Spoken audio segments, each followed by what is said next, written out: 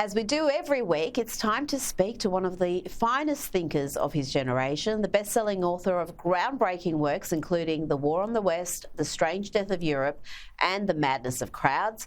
Douglas Murray, we will get to the most extraordinary day in US politics shortly, but I was delighted to see you in The Australian in recent days, writing about Australia's divisive race obsession, including, as you put it, this endless guilt-tripping and apologies that we seem to be trapped in.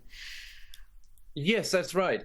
Obviously, it's ahead of the vote in Australia. I've been following this pretty closely, and I have indeed been following it for many years. And I felt perhaps it took an outsider to say some of this, but I'm horrified by the sorry cycle that Australia has found itself in recent years. Very few countries I can think of in my own lifetime have been through this sorry spiral in the way that Australia has. You mentioned earlier, Rita, my book, The Strange Death of Europe, which is about immigration.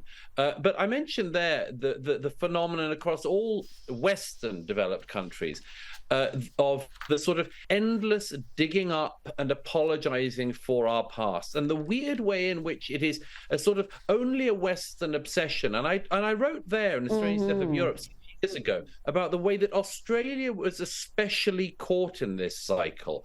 And so, yes, I've been wanting to write about it for a long time. I was glad to get the opportunity this week. And more on that observation of the apology loop, you also wrote about how when you travel around this country, the typical Australian no longer seems to be sensible, happy-go-lucky, bold figure of old. Are Australians becoming too afraid to be proud of their own country? Well, I think so. And I think it starts, as I said in the piece, from a very basic place. The same question that Americans, Canadians, and others have to ask themselves, which is, broadly speaking, are we glad that the people who found this country founded it? Or do we think they shouldn't have done? Do we think that Australian Aboriginal society ought to have been left as it was in perpetuity? Do we think that Columbus, when he sailed out and found the Americas, should have turned back home and said, nothing to see there, guys, no land of opportunity at all? Or broadly speaking, do we think that it's just that history happened? And, you know, in the case of Australia, an extremely undeveloped civilization, which the Aboriginal societies were, confronted a very modern society by the standards of the day and lost out. And, you know, bad things happened, as they always do. But should Australians in the 21st century be made to feel that it would be better if they weren't in Australia? That it would be better if this land had not been discovered by the outside world and specifically never settled by the British? Or was it a good thing? And I think that it all starts from there, Rita.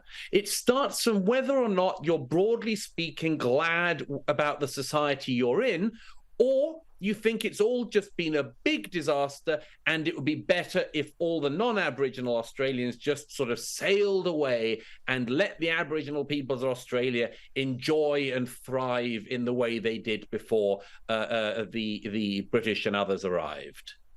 Just on that endless guilt-tripping and apologies, it's now extending, Douglas, to preschoolers. Now, 2GB reported on children making sorry cards for actions of colonisers against Indigenous people. The messages on the cards included things like, sorry for hurting the Darawal people, sorry for hurting you, and also messages like, we will be kind now. I mean, this collective guilt and emotional blackmail is now being inflicted on children who are too young for school. These are preschoolers. It's grotesque, Rita. It's absolutely grotesque, and it's child abuse, what's more. It's absolute child abuse. None of these children did anything wrong. Nobody, for generations, can be given any, can be made to be held accountable for any wrongdoing.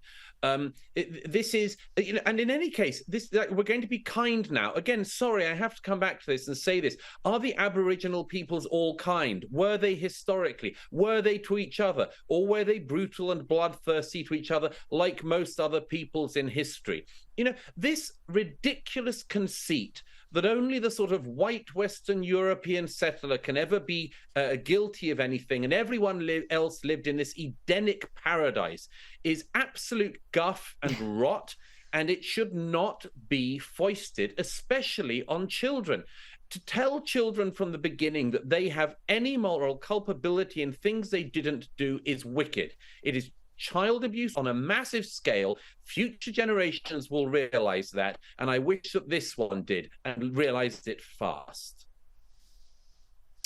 Now, moving to the US, and today former President Donald Trump's mugshot was taken at Fulton County Jail in Atlanta, and it's been released already. Donald Trump addressed the media and labelled the indictments against him as tantamount to election interference. I really believe this is a very sad day for America. This should never happen.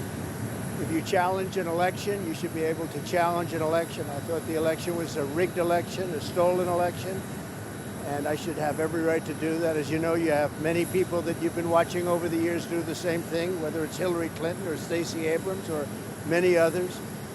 When you have that great freedom to challenge, you have to be able to, otherwise you're going to have very dishonest elections. What has taken place here is a travesty of justice. We did nothing wrong. I did nothing wrong. And everybody knows it. I've never had such support. And the shameful politicisation of the justice system reached new lows this week, with Trump's lawyers also indicted this week. Their mugshots taken and released. Former White House Chief of Staff Mark Meadows received the same treatment. What do you think will be the impact of these indictments, Douglas? Well, the first thing is this. In my view, Donald Trump certainly did do something wrong. He had the right to contest the election right up until the point that he lost his claims in the courts and elsewhere. Now, some of his supporters still claim he wasn't given his day in court and much more. That's their claim. The problem, as I see it, is this. Donald Trump did do something wrong. He did not concede the election. Now, did that come from nowhere? No, he's absolutely right. Previously, people like Stacey Abrams, Hillary Clinton, and others also claimed that there had been massive election interference and didn't want to concede that they had lost elections. But here's the thing: Trump took it a step further. And the problem with this is there is a cycle in America now of things building upon each other. For 4 years, the Democrats did not concede that Trump had legitimately won in 2016. That festered and brewed underneath American politics, and certainly in the head of Donald Trump. In 2021, he did something I think is unforgivable and makes him unsuitable for re-election. But this all has to be seen in this wider context of delegitimization of the vote. And that has been going on for a very long time. I simply think that Donald Trump added the sort of cherry on the cake, as it were. Now, here's the thing, though. Nobody in America should have the right to decide their president taken away from them. They should have their right at the ballot box to decide who should be president. Donald Trump can make his case to the American people, then the ballot box is where that should be done. But I fear very much that this whole process has been so politicized. Donald Trump, when he came into office in 2016, 2017, having said that he would lock up his opponent, Hillary Clinton, of course, realized legitimately that that was absolutely impossible. It wasn't possible for the Republic to proceed with people using political prosecutions. The fact that that favor has not been returned now, whatever you think Donald Trump has done, shows a new low in American politics. And I really warn the Democrats on this. When the Republicans are back in power, as they will be at some point, they will be using these tools against you. And it's the old thing, the shoe on the other foot rule. The Democrats aren't going to like it when the same rules are applied to them. And this week we had the Republican debate take place while former President Trump sat down with Tucker Carlson in an interview that has racked up the most amazing numbers, Douglas. On Twitter alone, or X as we call it now, the reach was around 250 million in 24 hours. How do you see the debates and also the interview between Tucker and Trump?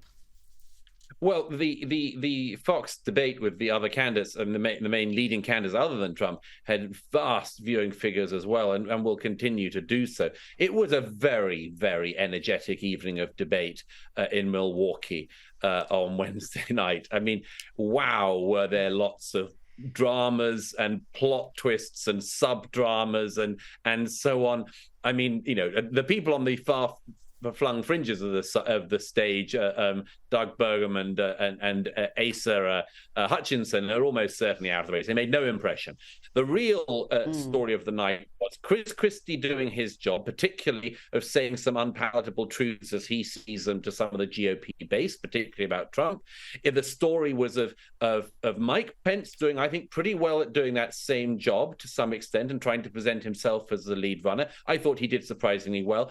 DeSantis did okay. It wasn't a disaster, but it wasn't the breakout he needed. I thought that Nikki Haley did very well in certain parts of the debate, but the main person everyone is talking about, of course, is Vivek Ramaswamy. He, from the beginning, showed he just had enormous appetite. My goodness, he went into that knowing that he had to eat up that scenery and that stage and all his opponents or else. And he did a pretty good job of doing so. He said many things that I disagree with, had many policy announcements that I would disagree with. But my goodness, did he seem eager. And in the end, it was all of the other opponents bouncing off him. Now, that will make him the story. It already has made him the story. And his calculation clearly is to do something like Trump did in 2015, 2016, and basically tear his way to the nomination. We'll see if it works this time. That would be fascinating. Or perhaps he's positioning himself to be the Veep selection for possibly Donald Trump. If the polls stay the way they are, and it is a one-man race, if the polls are currently right. Douglas Murray, always a pleasure. Great pleasure. Thank you.